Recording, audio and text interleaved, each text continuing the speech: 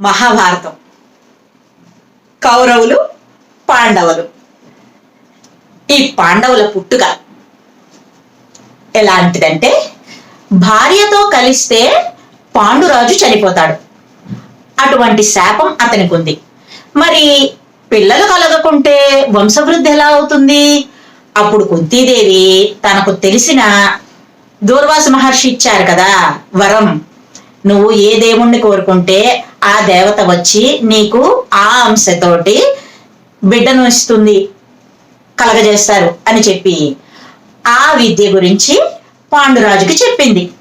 అప్పుడు ఆయన అనుమతితో ఆ మంత్రం పఠించి యమధర్మరాజుని తలుచుకుంది ఆవిడ. ఆ యమధర్మరాజు అంశతో పుట్టినవాడే ధర్మరాజు. ఆ తర్వాత వాయుదేవుణ్ణి తలుచుకొని మంత్రం పఠించింది ఆవిడ. ఆ వాయుదేవుని వరప్రభావంతో పుట్టినవాడు భీముడు. ఆ తర్వాత ఇంద్రుణ్ణి తలుచుకొని ఆ మంత్రం పఠించి అర్జునుణ్ణి కూడా పుత్రుడిగా పొందింది కుంతీదేవి. పాండురాజు రెండో భార్య మాద్రి.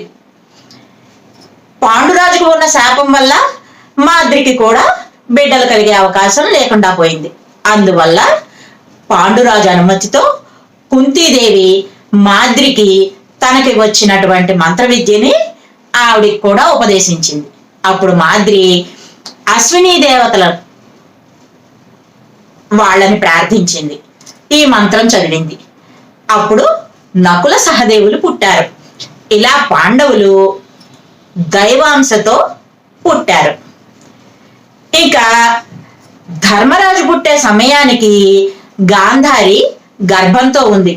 అప్పటికే గర్భం వచ్చి 2 సంవత్సరాలు దాటిపోయింది, ఇంకా ప్రసవం జరగలేదు. ధృతరాష్ట్రుడు గాంధారి కంగారు పడుతున్నారు. ఈ లోపల ధర్మరాజు పుట్టాడని తెలిసింది. రాజ్యానికి వారసుడు ధర్మరాజు అయ్యాడని కోపంతో అసూయతో గాంధారి కడుపు మీద కొట్టుకుంది. గర్భం నుంచి ఒక మాంసపు ముద్ద కింద పడింది. భయపడి భీష్ముడు వ్యాసుల వారిని పిలిపించాడు. అప్పుడు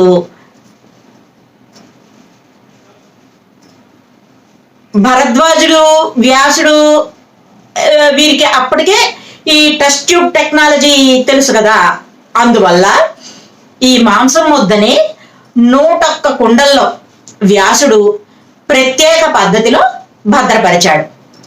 ఆ మాంసపు ముద్దని 101 భాగాలుగా చేశాడనమాట. కొన్ని రసాయనాలు కలిపి ఆ కుండలలో భద్రపరిచి వాటిని మూసివేసి ఆ కుండల మీద రోజు కొన్ని నీళ్లు పోయమని గాంధారికి చెప్పాడు.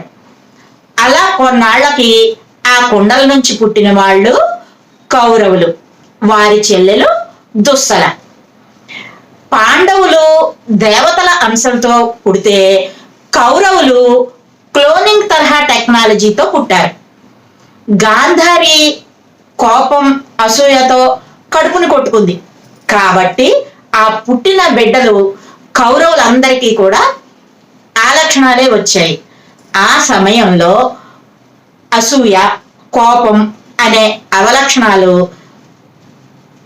కలిగి ఉండడం వల్ల అవి కురువంశ నాశనానికి కారణమయ్యాయి. మరొక మంచి విషయంతో మళ్ళీ కలుద్దాం. Bye friends.